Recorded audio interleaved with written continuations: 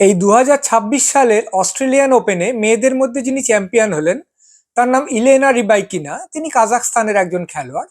তার নাম আছে যে তিনি খুব একটা আবেগ প্রকাশ করেন না, কিন্তু তা বলে ফাইনালে জেতার পরেও তিনি আবেগ প্রকাশ করবেন না এটা কেউ ভাবতে পারেনি। তার অনুরাগীরাও বিলক্ষণ বিরক্ত হয়েছে।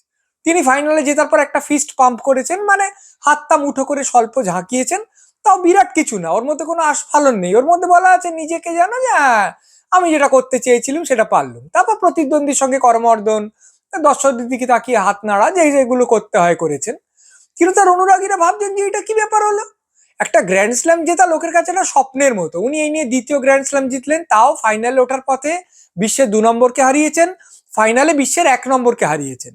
এইরকম পরিস্থিতিতে ছেলে মেয়ে নির্বিশেষে যারা টেনিসে এরকম একটা গ্র্যান্ড স্ল্যাম চ্যাম্পিয়ন হন, তারা কেউ একটা বিরাট গর্জন করেন, কেউ আকাশের দিকে তাকিয়ে কৃতজ্ঞতা জ্ঞাপন করেন, কেউ হাউ হাউ করে কেঁদে ফেলেন, কেউ কোর্টে চিৎপাত হয়ে শুয়ে পড়েন, মানে একটা বিকট কাণ্ড করেন। সেই জায়গায় একটা লোক, হ্যাঁ এই তো অফিসে এসেছিলাম, ঠিক সময় পৌঁছে গেছি, এই হচ্ছে একটা ভাব দেখাচ্ছে, কোনো বাড়তি উচ্ছ্বাস প্রকাশ করছে না। এটা অনেকের কাছে খুব খারাপ লেগেছে। তারা বলে না না না, এটা হয় না। ঠিক আছে, তুমি আবেগ প্রকাশ করো না, ফার্স্ট রাউন্ডে জিতলে, সেকেন্ড রাউন্ডে জিতলে, তুমি একটা চূড়ান্ত জায়গায় জিতেছো, তারপর তুমি আবেগ প্রকাশ করছো না। এদিকে আমরা তো মানুষের মধ্যে, মানে সাধারণ মানুষের মধ্যেও দেখি যে দু রকমই লোক হয়। এক যারা আবেগটা প্রকাশ করেন, আর দুই যারা একটু ভাবলেশীন মুখে থাকেন। তাদের মুখ দেখে কিছু সে তেমন বোঝা যায় না। খেলোয়াড়দের মধ্যেও তাই। আমাদের ভারতের বিরাট কোহলি ক্রিকেট ম্যাচ চলাকালীন একটা এলবিডব্লিউ অ্যাপিল যদি নাকচ হয় কিংবা একটা ক্যাচ পড়ে, এমন একটা ভাব দেখান যেন একটা প্রলয় ঘটে গেছে, জীবন মৃত্যুর ব্যাপার। আবার নিউজিল্যান্ডের কেন উইলিয়ামসনকে দেখুন, তার মুখ দেখে আপনি বুঝতে পারবেন না তিনি জিতছেন না হারছেন, মানে তার দল খুব ভালো অবস্থায় আছে নাকি সংকটে আছে।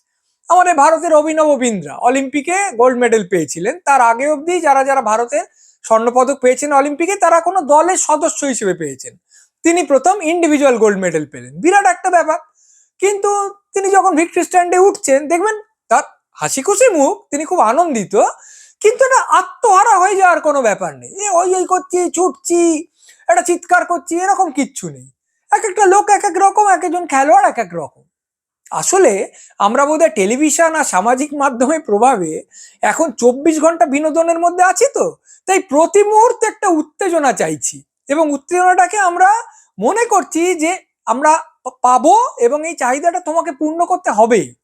মানে একটা সংবাদ পাঠক যখন একটা বৃষ্টি হচ্ছে, এই গোছের কোনো সংবাদও পাঠ করছেন, তখন তিনি এমন একটা উত্তেজিতভাবে ব্যাপারটা করছেন যেন এক্ষুনি আমার সোফা থেকে লাফিয়ে উঠে কোনো একটা শিবিরের পক্ষ অবলম্বন করে কোনো একটা যুদ্ধে চলে যেতে হবে।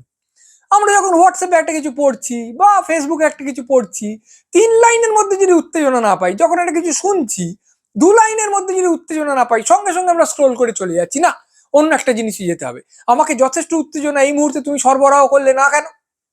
তাই যে লোকটার একটা অবকাশ আছে খুব খানিক একটা উত্তেজিত হয়ে ওঠার এবং উত্তেজনা যোগান দেবার, সেই লোকটা যদি সেসব কিছু না করে, যদি স্বেচ্ছায় নাটকীয়তা পরিহার করে, তখন আমাদের খুব রাগ হয়ে যায়। আমরা মনে করি যে আমাদের প্রতি বিশ্বাসঘাতকতা করা হলো। এই কি, তুমি এখন ডিগবাজি খেতে পারো, তোমার সেই লাইসেন্স আছে, আর তুমি বসে বসে চেয়ারে আনমনে তোয়ালে দিয়ে ঘাম মুচ্ছ, এটা কি হলো বাবু? এটা তো ঠিক কাজ হলো না।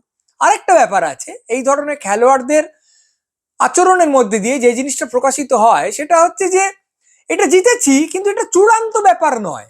হতেই পারে কালকে আমি এই লোকটার কাছেই আবার হেরে যাব। তার মানে এই জিনিসটা অনিত্য, এই জিনিসটা অনিশ্চিত। আমি আজকে হেরেছি, কিন্তু তক্ষুনি আমায় গর্তের তলায় বসে হাওয়া করে কাঁদতে হবে তার কোনো মানে নেই, কালকেই হয়তো আবার আমি জিতবো। এই যে অনিশ্চয়তাকে আলিঙ্গন করা, এইটাই আমাদের রাগ হয়। কারণ আমরা বিশেষ করে সামাজিক মাধ্যমের বসে এসেই বোধ হয় সব ব্যাপারে খুব বেশি নিশ্চিত। এই লোকটা খারাপ, এই রাজনৈতিক দলটা খারাপ, এদের মধ্যে কিচ্ছু ভালো নেই। আবার ওই লোকটা ভয়ানক ভালো, ওই দলটা ভয়ানক ভালো, ওদের মধ্যে কিচ্ছু খারাপ নেই। এইটা হলে আমাদের পক্ষে উচ্ছ্বাস প্রকাশটা অনেকটা সুবিধের হয়ে যায়। আর এই লোকগুলোর আচরণের মধ্যে দেখা যায় না, পুরো জিনিসটাই অনিত্য, কোনো কিচ্ছু আজকে চূড়ান্ত ঘোষিত হয়ে যায়নি। আমি চ্যাম্পিয়ন হয়েছি মানে প্রশ্নাতীত ভাবে চিরকালীন চ্যাম্পিয়ন, একথা কেউ বলেনি। আমরা ধর্মগ্রন্থে পড়েছি যে যে লোকটা সুখে বিগত স্পৃহ আর দুঃখেও অনুদ্বিগ্ন মনা, সেই লোকটাই প্রকৃত স্থিতধী। কিন্তু ধর্মগ্রন্থ আমরা যখন উদ্ধৃত করি, আমরা তো ধর্ম পালন করতে চাই না, অনুশীলন করতে চাই না। আমরা হোয়াটসঅ্যাপ ফরওয়ার্ড করে আরেকটা ধর্মের লোকদের প্রতি হিংসা উস্কে দিতে চাই মাত্র। তাই এইসব শ্লোক টোক যখন কারোর মধ্যে দিয়ে মূর্ত হয়, আমরা তাদের প্রতি বিরক্ত হই। আমরা ক্ষুদ্রমনা এবং আমরা মনে করি যে আমাদের আইকনদের মধ্যেও আমরা আমাদের যে ক্ষুদ্রতা সেইটাকেই খুঁজে পাবো। আমরা যখন সত্যি সত্যি কোনোভাবে খুব বৃহৎ, খুব অন্যরকম এদের সম্মুখীন হই, তখন প্রকাণ্ড অস্বস্তিতে পড়ে যাই এবং বলতে চাই যে সেই লোকটাই বরং অস্বাভাবিক এবং আমরাই স্বাভাবিক।